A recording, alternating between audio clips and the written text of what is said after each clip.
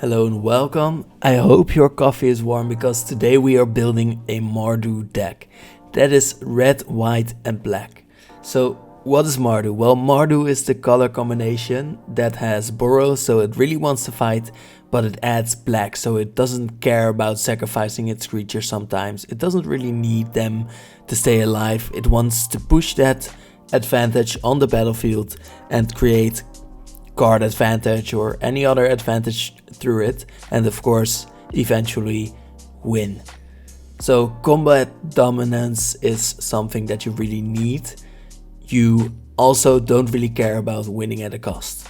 You really love sacrificing your creatures, or maybe you have to attack before you get that value. So you don't have green, which means that your creatures won't be as big and you won't have the ramp or mana fixing of the greatest decks on earth. And you will be missing blue, and that means that you won't have that much control, although there are great reactive control measures you can take, like removal or board wipes. Some really good themes in Mardu are being aggressive. Mardu is actually the greatest color at being aggressive in Commander, because just red isn't enough. You need that longevity. You need to stay around in the game. Equipment is a great theme in Mardu. It's definitely the best color combination for equipments paired with knights usually. It's great with tokens, and definitely it's great with creating value out of those tokens. It's great at being in combat. I think it's the best color combination for combat tricks, combat triggers, and getting extra combats on top of that. So you definitely will shine if you can keep your opponents in combat forever. And they are great at legends. I think the best color combination at legends, because, well, there are some great legends in there, but also there are ways to get them back, and you get to keep your legends around, get them to enter the battlefield multiple times, or maybe get those death triggers. So what to expect from this video? I will help you through the commanders to choose, through some deck building tips, some playstyle tips as well, and we will really flesh out that basis that you need to build your Mardu deck. Also, you have probably already chosen your color, but of course you will learn why it's fun to play Mardu, so if you needed any more motivation, it will be here in this video. Let's start with the strengths and weaknesses of Mardu before we think about how to build it or how to build around its strengths. First of all, let's talk about the purpose of Mardu before even going at those strengths. So the purpose of Mardu is to be the aggressive king of combat. You need to be on top of your game, and you need to be on top of your opponent's games. And once you stop being on top, you are definitely not getting back that easily. But if you keep being on top, you get that value. So you need to use that being on top in combat and being the one with the best creatures, or being the one that's scary, in order to get the value for the later game and get another moment in which you will be scary. If you don't get that moment of being scary, you will definitely fall off really quickly. So you really need to think about your timing and your rhythm. So the definite strengths are aggression. You like going wide. You love having many creatures. If they are tokens, it's all the better. And because you really don't care about sacrificing them. I think one key card that really shows how Mardu is great at going wide is Mardu Ascendancy. It's enchantment from Tarkir, which says that whenever a non-token creature attacks, you put a 1/1 goblin tapped and attacking. You really want those small creatures to help you with the attack, and that only helps if you can do something with the token, or if there are so many other threats that you really don't care about some of your 1/1s getting blocked and killed. Also, at any certain moment you can sacrifice the Ascendancy to give your creatures +3 toughness, which really means that the Mardu don't really care about earthly possessions. They really only care about fighting, and they don't care about sacrificing them. it doesn't matter. It's okay to sacrifice. Another strength is, I think, combat modification, which does fit in with that aggression part. So combat modification, because it's not really about the tricks that you use at instant speed. Oftentimes it's all about doing things around combat, so before it or after. I think a great example is Ankle Shanker, or any raid cards for that matter, but Ankle Shanker says when it attacks, creatures you control gain first strike and death touch until end of turn. And your opponents can definitely see the Ankle Shanker coming. It does have haste, but it is still a creature, so you need to play it at sorcery speed, and then it can attack with your other creatures and give creatures first strike and death touch. It will be great at attacking, which I think is also very Mardu, but won't be very good at defending, which definitely feels like a Mardu thing. Next up is removal, definitely a strength. Not really because of Mardu cards per se, but you do have multiple color combinations that are great at removal. Not really the Boros, but you have Rakdos, which has, for example, Bedevil, which I think is a very flexible card for removing creatures. And you have Anguished Unmaking, which I think is a great example of an Orzhov card that exiles any target non-land permanent at a cost of losing life. Which also feels very Mardu because you don't mind the sacrifice. A third part that you are really good at is board wipes, because you have the 3 best colors at board wipes in your deck. And Mardu has a great example of this from Ikoria. It's Ruinous Ultimatum. It's their ultimatum, and it's all about being a great board wipe that destroys all non-land permanents your opponents control. So if you already had that advantage of being a great attacker with a great board state, you will definitely win because of this, but you will have already needed to set up a way to win beforehand. And that is exactly what Mardu needs and encompasses. It needs to be strong already to win the game. And that sounds a bit weird, but you can't really win the game out of nowhere. For the weaknesses, we really get to look at that green mana that we are missing, because we do have the drawback of easily overextending with our resources. So if we get board whipping, if we lose our board and we didn't have that moment of shine of our opponents fearing us and getting the advantage out of dealing combat damage or out of attacking, we really don't have many ways of getting back into the game. So we need to slowly build up again, and there probably won't be any more getting on top. Another weakness is mana fixing. Of course, we don't have green and we are in 3 colors, so it will be really hard to get the colors that we need.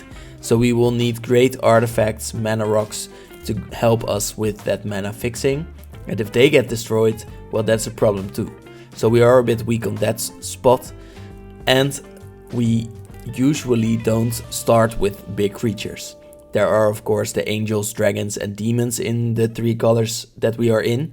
But those are all flying creatures, so they won't really be the biggest in terms of toughness or power. So we really are struggling with our creatures right off the bat. But then we get that great combat modification in order to help us get those bigger creatures. So we will need some synergy in order to be the strongest.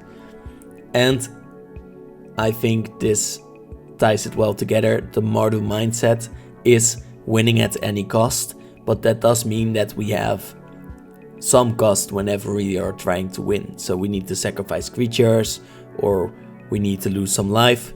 So we really need to be mindful of using our resources very well.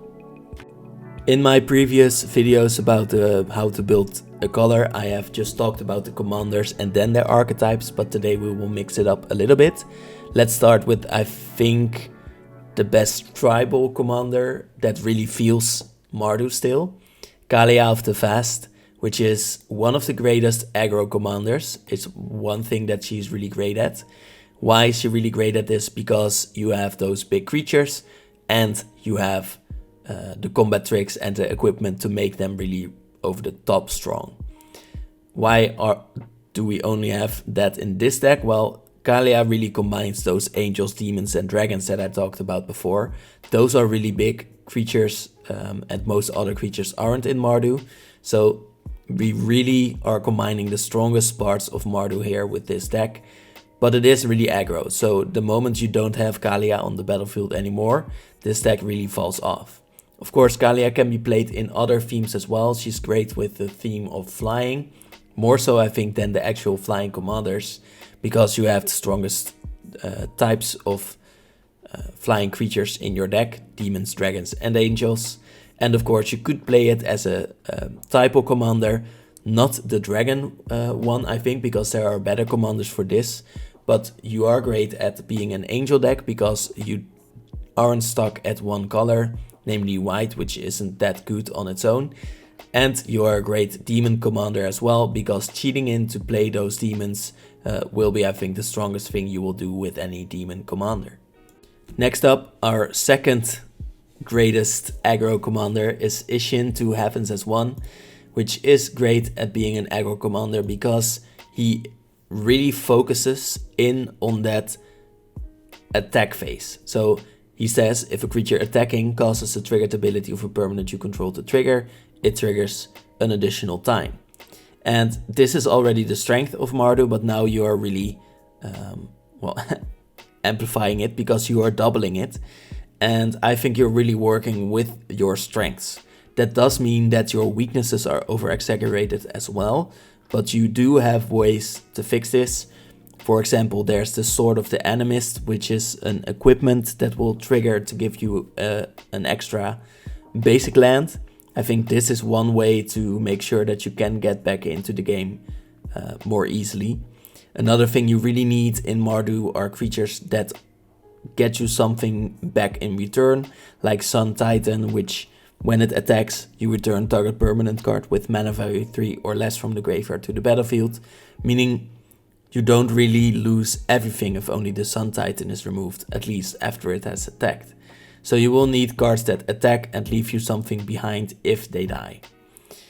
Another way to build Isshin, aside from just basic aggro, is really extra focusing on those extra combats that you can have, so that you will be more of a one-trick pony in the way that you will attack multiple times and really force your opponents to stay in that combat phase, in which you will probably win. So you will have cards like Relentless Assault and Combat Celebrant to make sure that you can keep attacking and that you are in your strength as much as possible. Next up is, I think, the most infamous commander, not only in lore but also in commander.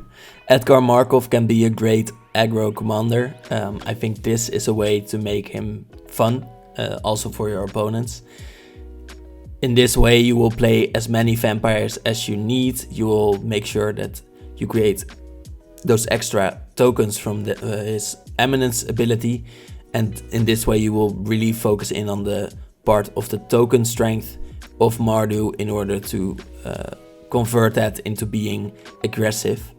I think this is a fun way to play him. I think the other one is a bit less thematic for the commander. It's a life gain way of playing Edgar.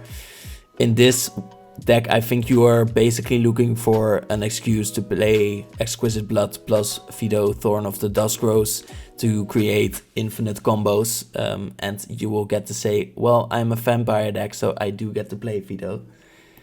And lastly, the last way to play him is in a vampire deck, which I think is really extra thematic. So if you want to play him in that way, I think that is really fun, because then you get to play him in the way that he wants to be played, by having a nice family of vampires supporting him.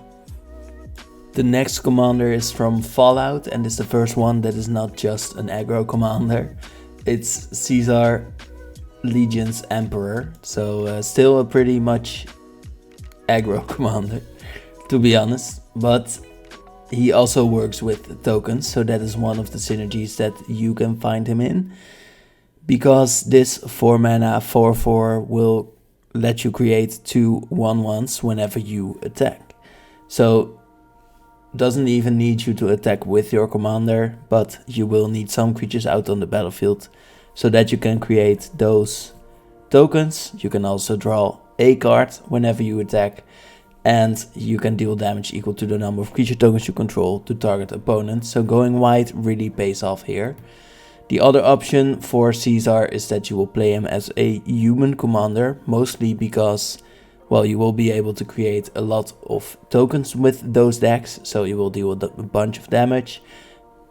And that's basically it, because you don't even create humans with your commander in this deck.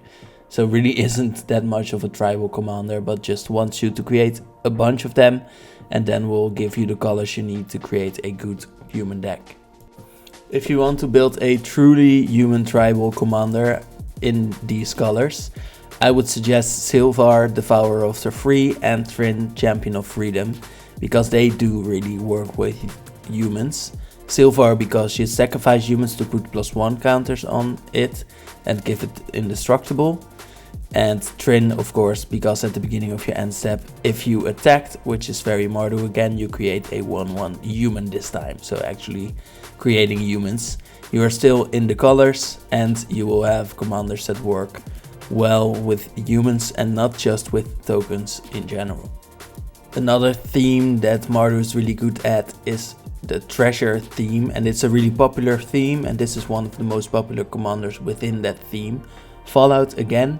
And we have Mr. House, the President and CEO.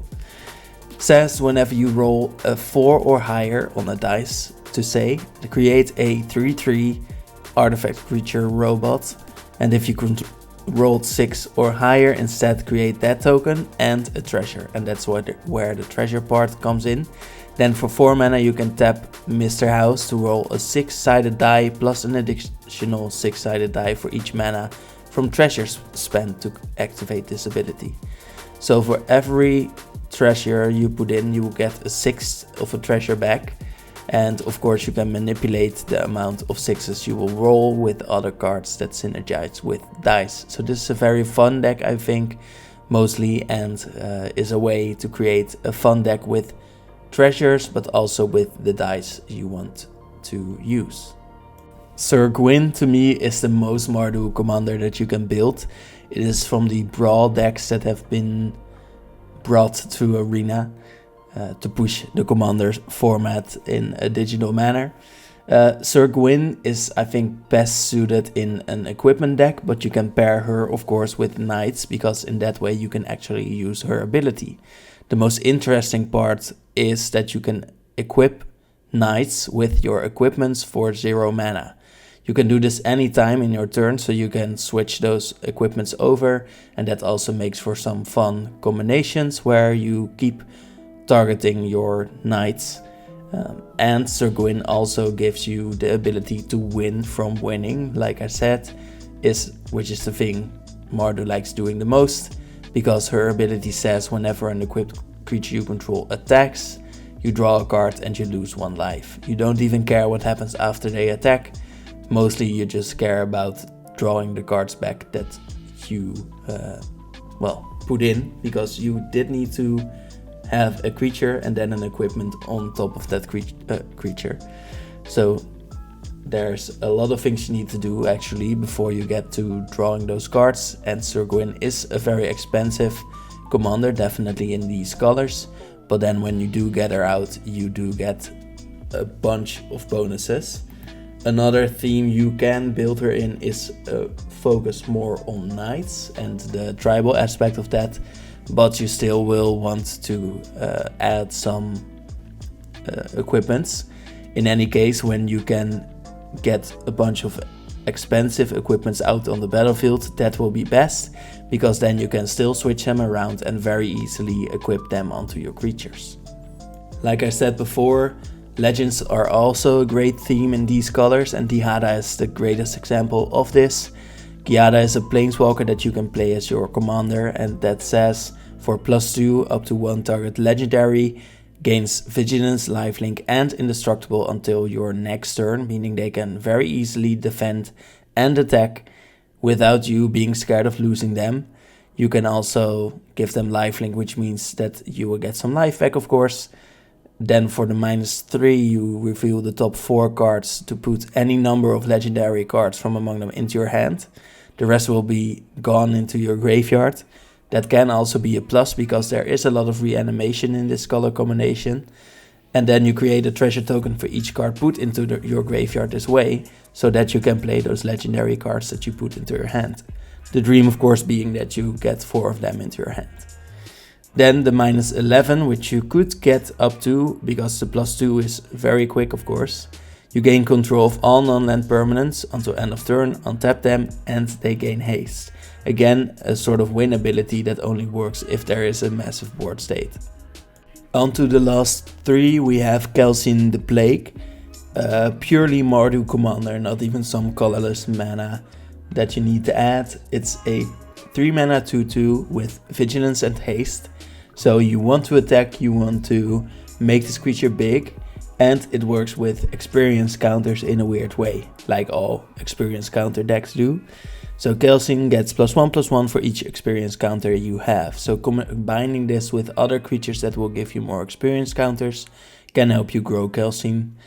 But the most interesting part here, and that is why this is also mostly in the theme of Death Touch, the only non-green commander that's popular in the theme, is the last ability, which says tap Kelsien to deal 1 damage to target creature you don't control. And with Death Touch, that means that you get to kill that creature.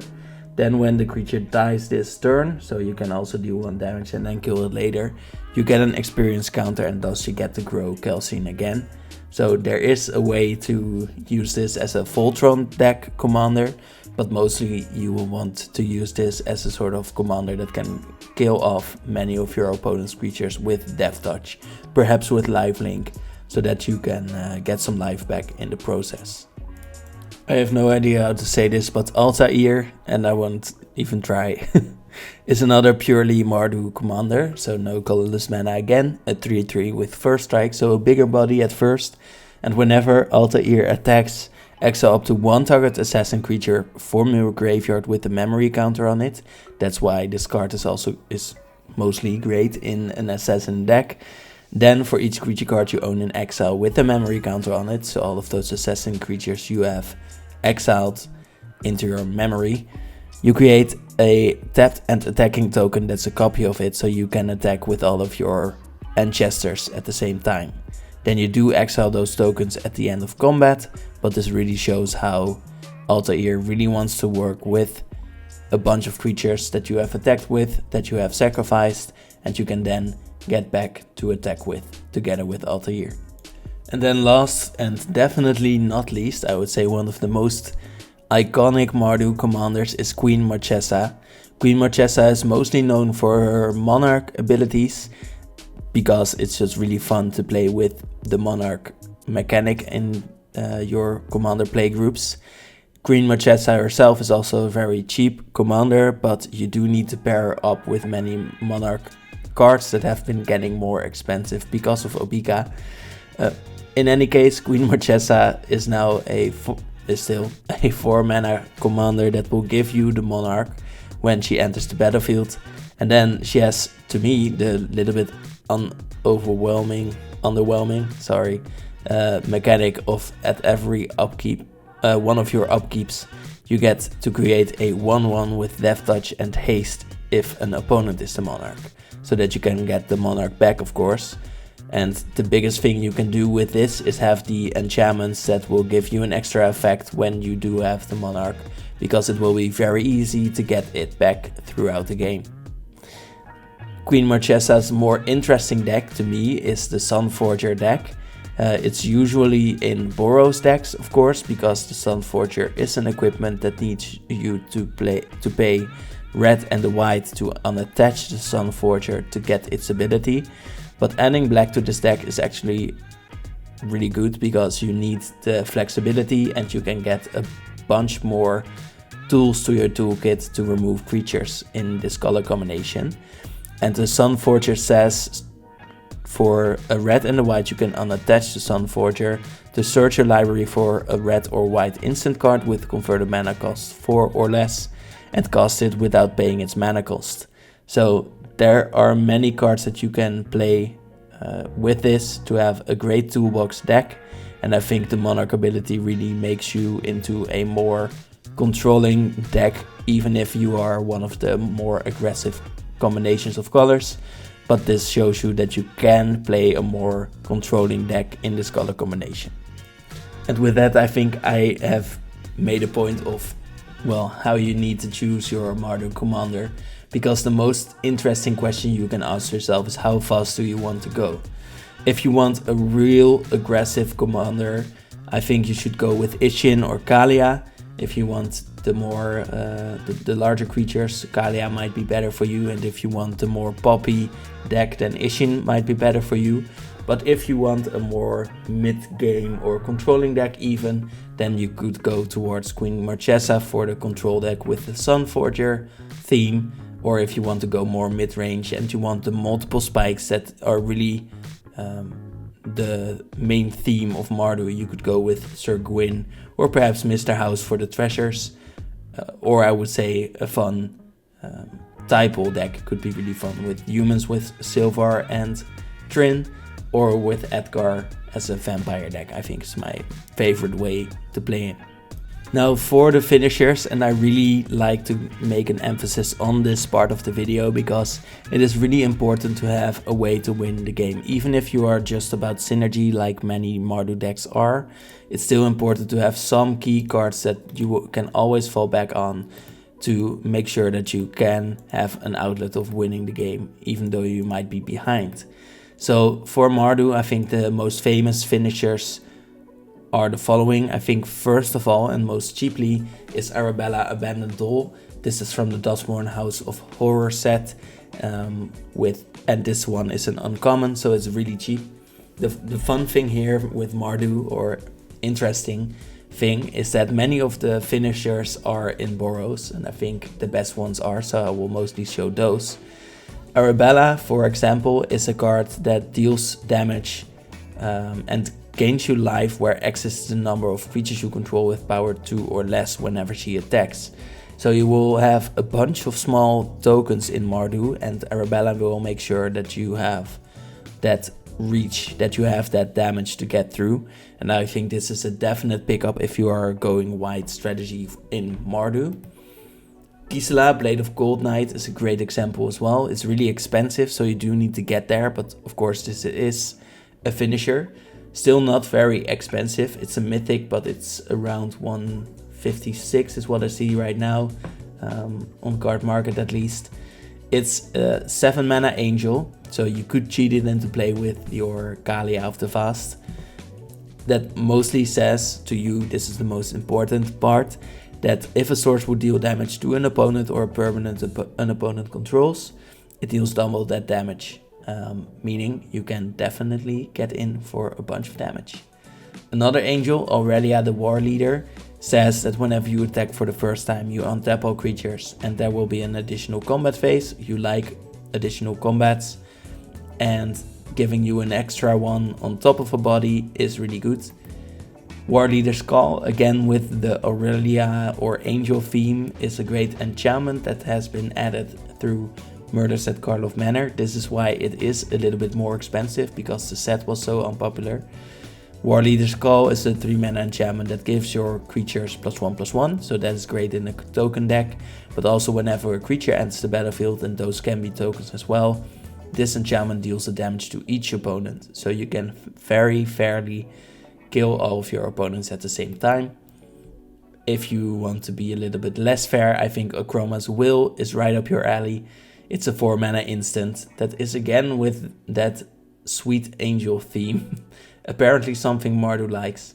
It's a 4 mana instant that lets you pick one or both if you have your commander on the battlefield as you play it. And the two sides are creatures you control gain flying, double strike and vigilance, but flying and double strike are the most important parts that will help you win the game. And the second mode is creatures you control gain lifelink, indestructible and protection from all colors until end of turn, which can also help you get in, but mostly will be your defensive option.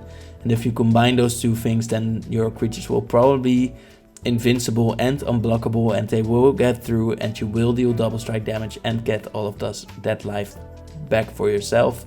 So this is definitely one of those cards that will help you leverage that value of being the one that has the best board state.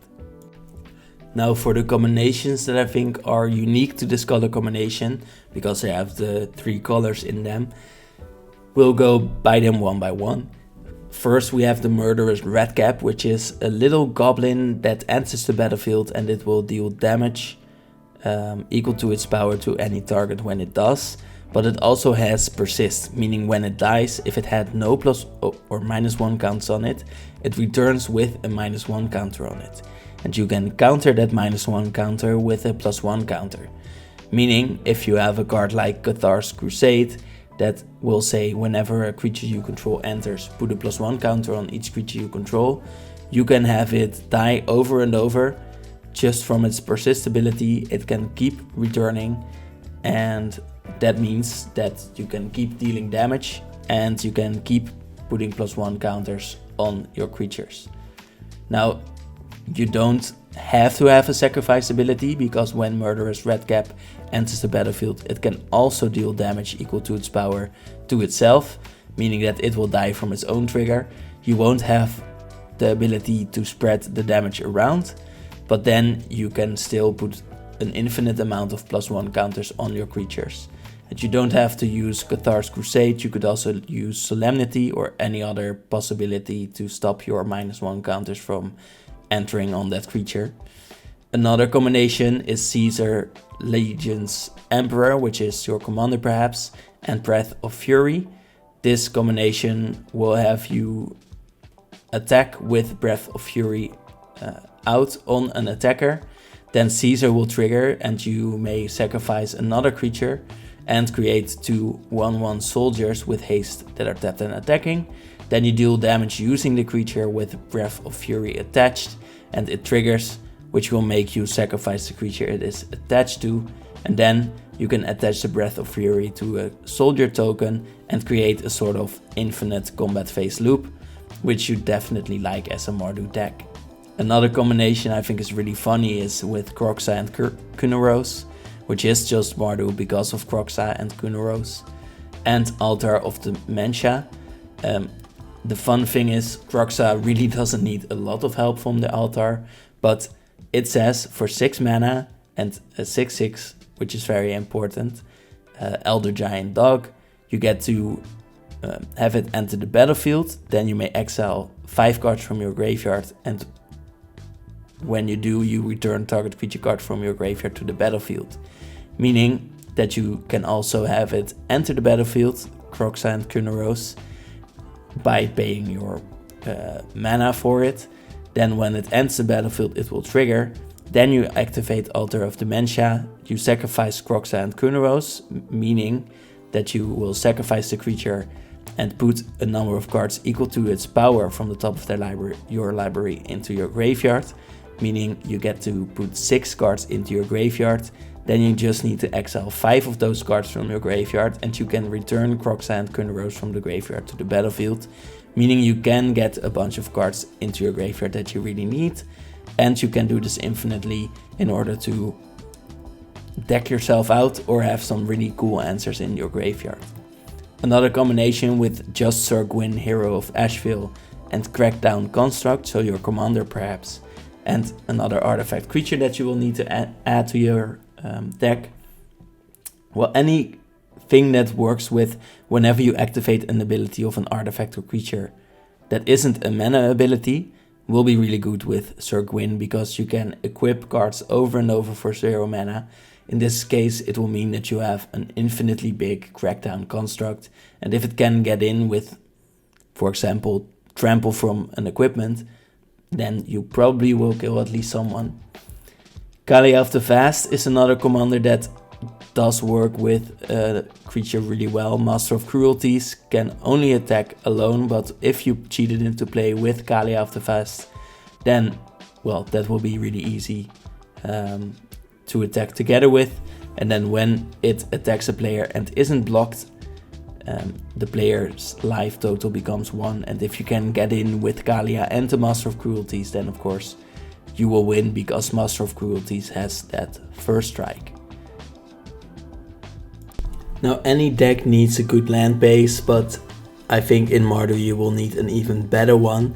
You will need all of your colors, and there isn't a lot of mana fixing. So I would consider cards like Nomad Outpost, which has all 3 colors. It will enter the battlefield tapped, but it is a great budget option that will give you all the colors, so it will definitely improve your game if you don't have that massive budget.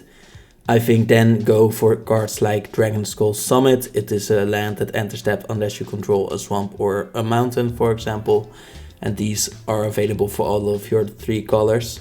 This is a little bit more expensive, but it is still pretty cheap. Also still pretty cheap are the Caves of Koilos like cards that will deal 1 damage when you use the colors, but could also give you colorless mana if you can use it. But you will need a bunch of untapped dual colored lands. I think then, if you have enough money for the deck, make sure to add those pain lands that will, for example, ask you to pay 2 life to have them enter untapped. Then, if you have the money, again, I would say the Triumph cards are really good. These are the same as the Outpost cards that will enter tapped and give you all the 3 colors you need, but they can be cycled, so it's just an addition to the cards. And then, last but not least, the real pain lands, which ask you to pay 1 life. Then you can sacrifice them and search for a Planeswalker Swamp, for example. These cards are really good, but you will need the money for it, so these are more expensive as well. I think around $20, something like that. Now with ramp you need to be a little bit more creative. Of course you will have the artifacts, the mana rocks, your arcane signets, the other signets, the medallions, I don't care which ones you're using, talismans, but those aren't really enough to make a robust plan for ramping, because artifacts can be removed. So other options, for example, are enchantments like Dazzling Theater and Prop Room. Dazzling Theater, for example, says creature spells you cast have Convoke, so they will be easier to cast because other creatures can tap for those creature spells. And Prop Room will have you untap each creature you control during each other player's untap step. Meaning you can, well, if you have Flash, of course, play your creatures on other people's turns. But I think the most important part that you will give your creatures Convoke with the Dazzling Theater. And as you are probably going white with this color combination, this will really help you get your big creatures out onto the battlefield. Other options are ways to create treasure tokens. You are really good at that in this color combination. An example is Kellogg, the Dangerous Mind, not the sort of breakfast that you can have. It's a 3 mana creature with First Strike and Haste, so it is a nice body on its own, and when it attacks you create a treasure token, so that's temporary ramp but it's still ramp. Another option is Professional Facebreaker, which is really good at sacrificing the treasure tokens itself, but also whenever 1 or more creatures you control deal common damage to a player, you create a treasure token, and you will be wanting to do that. And whenever you sacrifice a treasure, you can exile the top card of your library, so you will have some card advantage as well. You aren't the worst at it, but it is nice to have some backup. But I think my favorite piece of ramp for Mardu is Sword of the Animist, so not really in the colors itself, but it works really well with your color combination. It says whenever a equipped creature attacks, you may search your library for a basic land and put it onto the battlefield tapped. So every time your equipped creature attacks, you will ramp, and that means that you get to do that a lot in Mardu because you want to attack, and you want to attack multiple times sometimes. For removal you have a definite, maybe overkill, mind my joke, but of it will be cheap for you, it will be good for you, and I think you will have to have a great base of removal. Now for the real budget options, you could go with cards like Mortify. It says 3 mana, destroy target creature or enchantment. It's a boost up from murder because you get to destroy an enchantment as well, so it is a little bit more flexible. Other than that, we have Crackling Doom. It's in the Mardu color, so it's really thematic if you really want to stick to that Mardu philosophy. It deals 2 damage to each opponent, which will be an addition, but mostly it says each opponent sacrifices a creature with the greatest power among their creatures. So that will be really good to get rid of their big creatures. Despark, 2 mana to exile target permanent with mana value 4 or greater, is still under $1 at this moment. and that will really hit most creatures and will be an exile effect for just 2 mana. I think Wear and Tear are a great example of how Boros does have some great removal, but it's for artifacts and enchantments. Could be both at the same time if you have the 3 mana, it's not even that much. Generous Gift can destroy target permanent, could be an enchantment, could be an artifact, but will return a 3/3 elephant. Still mostly under $1 if you can look for it a little bit. Then I think still budget is Swords to Plowshares or of course Path to Exile, which are basically the same thing. 1 mana instant to exile target creature, again white removal but will be really good. And Anguished Unmaking I think is something you can really add if you need that good targeted removal for everything. It's a 3 mana instant that exiles target non-land permanent. So really flexible, just asks you to lose 3 life, but I think this is a great addition for when you need it. For your board wipes cards you can always use are, for example, Dam. Excuse my language, but it's 2 mana to destroy target feature, and you can overload it for 4 mana for white mana to destroy all creatures, and they can be regenerated either, so it's really flexible as a kill spell and as a board wipe. Ruinous Ultimatum is of course the ultimatum of your deck, and you can use this to win the game. It's just under $3 at this moment and will destroy all non-land permanents your opponents control and will keep yours alive, and as you will have the great board state, you should win with this in this color combination. And Farewell is I guess really good because you can choose 1 or more, and if you have a bunch of creatures and you are winning with that, you are dominating with the creature department, you can keep them alive. Or if you, for example, have a bunch of equipments, you can keep all the artifacts alive as well. So you get to choose what you remove, and I think that's really important in this type of deck where sometimes you are winning on one department really hard and you don't want to remove all of your own bits and pieces. Now in this color combination you will be really good at drawing cards. Definitely you will not be the best at it because you are missing blue, but you will still be good at it because you still have the black color. And that does mean that you will lose a bunch of life while drawing your cards. For example, Read the Bones, 3 mana for a sorcery, to scry 2, then draw 2. You do lose 2 life, but that's a price you're willing to pay.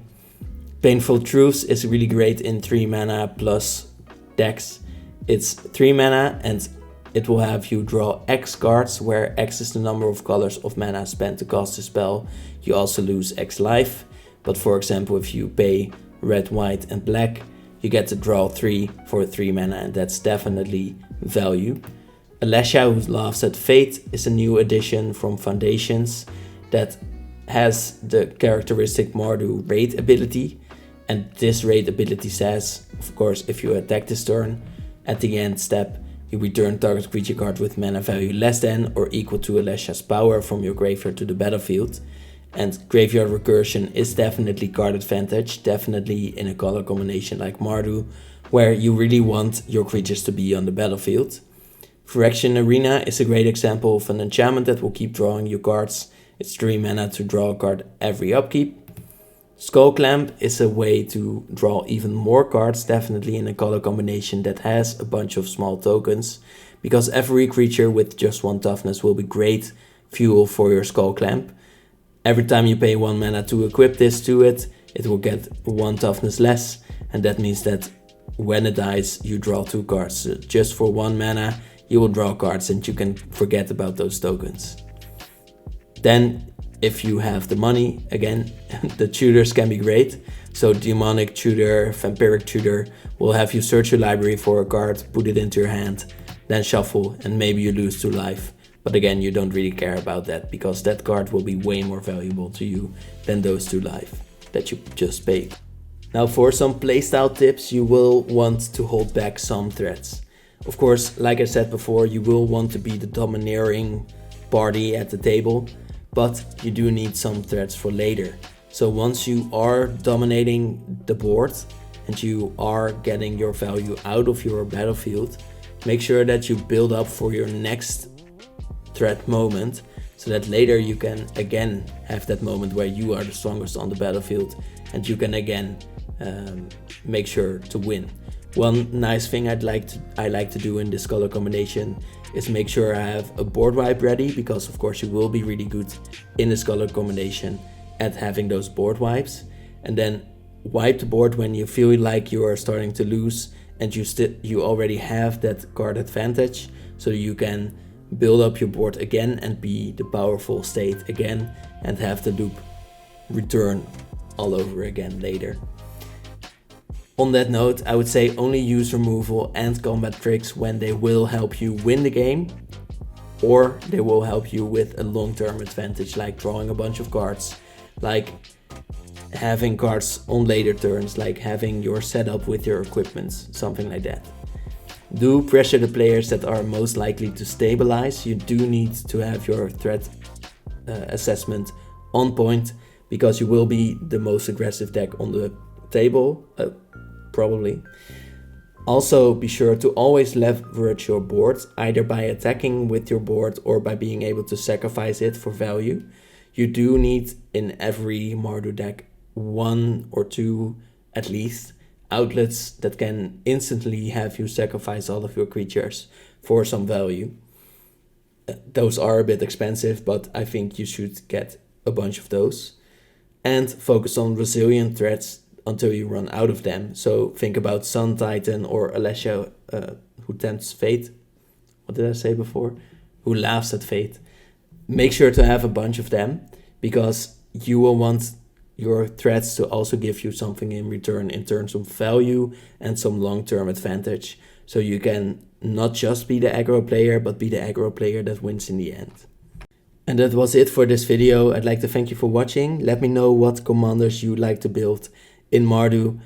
Let me know how it feels for you when you are playing Mardu. How does it feel to be the aggressor on the table, and how do you explain yourself when you do need to kill someone first, because that is the best strategy to take.